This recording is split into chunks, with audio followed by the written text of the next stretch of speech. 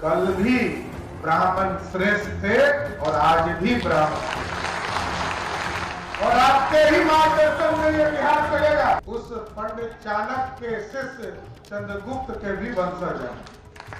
हम तो बिना आपके दाएं बाएं भी नहीं कर सकते। सम्राट चौधरी जी, आप मौर्य हैं, लेकिन बिहार के और भारत के सारे मौर्यों के प्रतिनिधि नहीं हैं, बिल्कुल नहीं।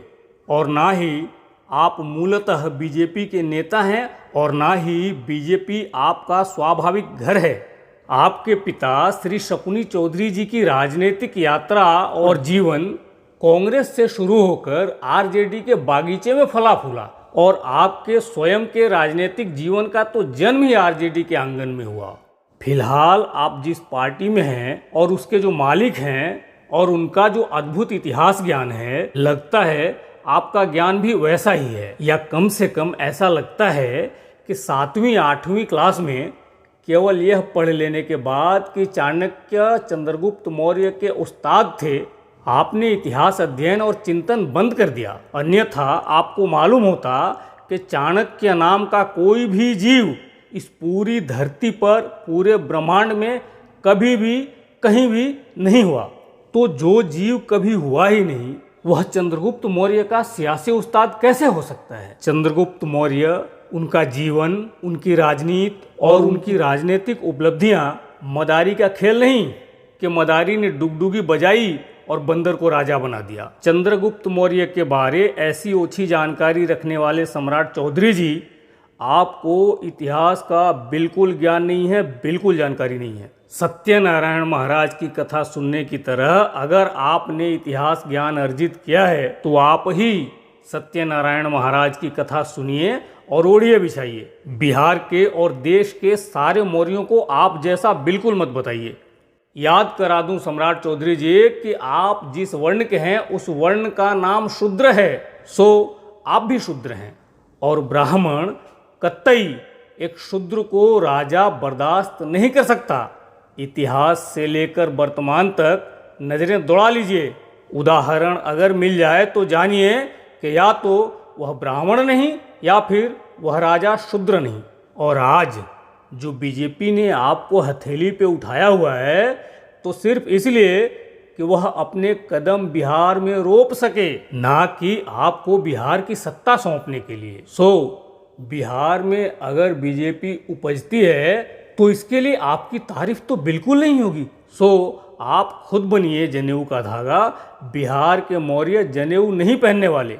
जरा आपके पगड़ी प्रण की भी बात कर लेते हैं। महाराष्ट्र में किसी नेता ने प्रण किया था कि जब तक वह चुनाव नहीं जीतेगा जूते चप्पल नहीं पहनेगा। 10 साल नहीं पहने, जब चुनाव जीत गया तो पहनने लगा। कुछ हटके करने के चक्कर में सम्राट चौधरी जी सस्ती लोकप्रियता पाने के चक्कर में, लगता है शायद आप इसी से प्रेरित हो गए। बड़ा चीप टाइप लगता है आपका यह नाटक, बिल्कुल मिठुन चक्रवर्ती की फिल्मों की तरह। बेमतलब का यह पगड़ी नामी जंजाल आपने बांध लिया है अपनी खोपड़ी पे। भूल गए कि आप जिससे मुकाबिल हैं उनका नाम नीतीश कुमार है, और नीतीश कुमार की उम्र अगर लंबी हुई तो आप मान के चलिए कि कम से कम 20 सालों तक पगड़ी नामी यह जंजाल आपको अपनी खोपड़ी पे ढोना होगा और रोज खींचना और धोना होगा। नीतीश कुमार को डिफीट करना आपके बूते की बात नहीं है, और अगर कभी ऐसा हो भी गया तो आपकी बदौलत नहीं होगा, क्योंकि विधान परिषद या राज्यसभा जाने का विकल्प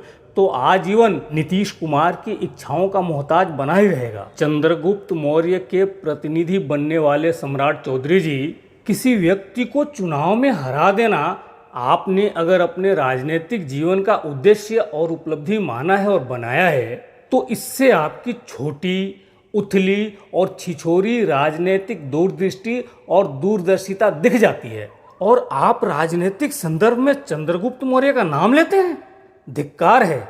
आने वाले 10-20 सालों में बीजेपी अगर बिहार में एक राजनीतिक वजूद और राजनीतिक सच्चाई बन भी जाती है तो भी क्या आपको लगता है कि आप ही अध्यक्ष, डेप्यूटी सीएम और सीएम के उम्मीदवार रहेंगे?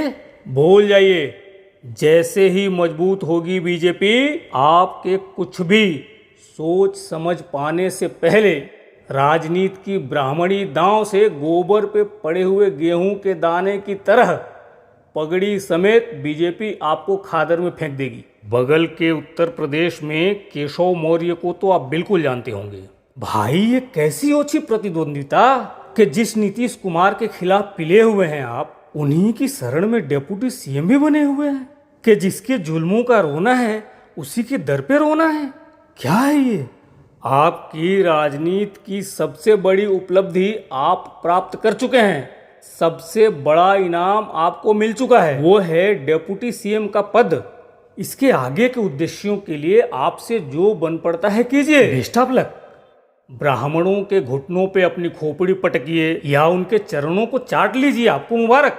लेकिन बाहसान सारे मौर्यों को ऐसा ओछा और चाटने वाला मत बताइए, मत बनाइए। मोदी जी की तरह आपके पास भी बड़ी डिग्रियां हैं, सुना है। जो भी हो, लेकिन अगर पढ़े लिखे हैं तो आपके वक्तव्यों में, बातचीत में, सोच में ज्ञान और जानकारी दिखनी चाहिए।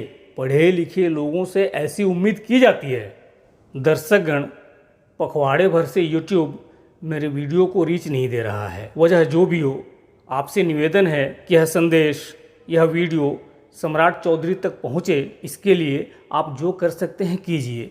कम से कम कुछ लोगों को शेयर ज़रूर कीजिए। और मेरी बात अगर सही लगी हो तो वीडियो को लाइक कीजिए, चैनल को सब्सक्राइब कीजिए और सोशली पॉलिटिकली अनअवेयर लोगों तक इसे पहुंचाइए। और घंटी का बटन दबाना बिल्कुल मत भूलिए। नमस्कार।